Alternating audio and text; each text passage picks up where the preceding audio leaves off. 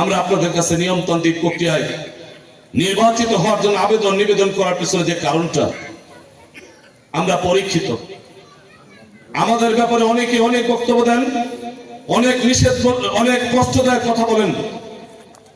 আমরা বিগত 17 বছর বিগত সরকারের অত্যাচার, নির্যাতন, নিপীড়ন, মামলা মোকদ্দমা, হামলা, জেল, সমস্ত কিছু, সর্বোপরি কেন্দ্রীয় নেতৃবৃন্দ ফাঁসি থেকে শুরু করে অসংখ্য মানুষকে গুম এবং আয়নাঘরের নির্যাতনে সমস্ত কিছু মোকাবেলা করে আমরা বাংলাদেশে এখনো টিকে আছি, আলহামদুলিল্লাহ।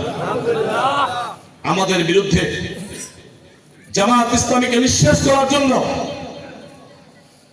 স্বাধীনতার শুরু থেকে এই পর্যন্ত বিগত 17 বছরে যে অত্যাচার, যে নির্লজ্জা হয়েছে, আওয়ামী লীগ সহ বাম সংগঠন সহ পার্শ্ববর্তী ভারতের নির্লজ্জায় এমন কোন চক্রান্ত নাই যে চক্রান্ত আমাদের উপরে প্রয়োগ করা হয় নাই।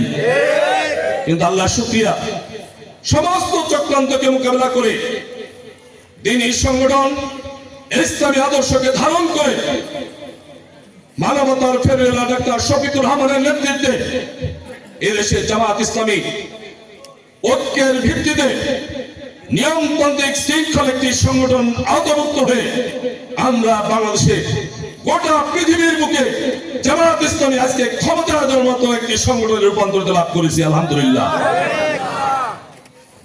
আজকের বাংলাদেশে মঞ্চে উঠে বিগত সরকারের মতো যারাই আমাদের বিরুদ্ধে কথা বলেন, আমরা রাজাকার ছিলাম, আমরা স্বাধীনতা বিরোধী ছিলাম না, আমরা কি ছিলাম, এরা তো 91 এবং 2001 ভাবনা চিন্তা করে আমাদের সমর্থন নেওয়া দরকার ছিল। আমরা নির্বাচিত হলে আমাদের সমর্থন নেওয়াটা খুব ভালো লাগে। আমাদের সাথে পরকিয়া করে শুধু মজা ভোগ করবেন, সেই ক্ষেত্রে খুব মজা। যেদিন বন্ধ করে দিবে পরকিয়া, বিয়ের দাবিতে যখন বলবে আমাকে বিয়ে করতে হবে, তখনই নিকৃষ্ট পতিতা অমুক তমুক বলে গালি দিবেন। এটা আর বাংলাদেশের মানুষ খাবে না। বাংলাদেশের মানুষ স্বাধীনতার পক্ষের শক্তি বলে 17 বছর বিগত সরকার যে দৃষ্টান্ত স্থাপন করে গেছে, সেই দৃষ্টান্তের একটা নমুনা হচ্ছে দেশের দুর্নীতি করে, চাঁদাবাজি, সন্ত্রাসী, দখলদারি করে কানাডায় বাড়ি, বিদেশে বাড়ি, হাজার হাজার কোটি টাকা তছরুপের দৃষ্টান্ত বাংলাদেশে আছে।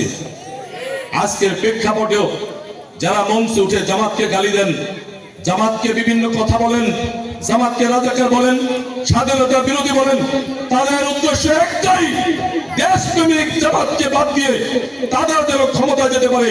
তারা বিগত সময় ক্ষমতায় গিয়েছে, আগামী দিনেও ক্ষমতায় গেলে এই বাংলাদেশে বিগত সরকারের নেতৃস্থানীয় চেয়ে আর কিছু কি আমাদেরকে উপহার দেবে বলে মনে করেন আপনারা?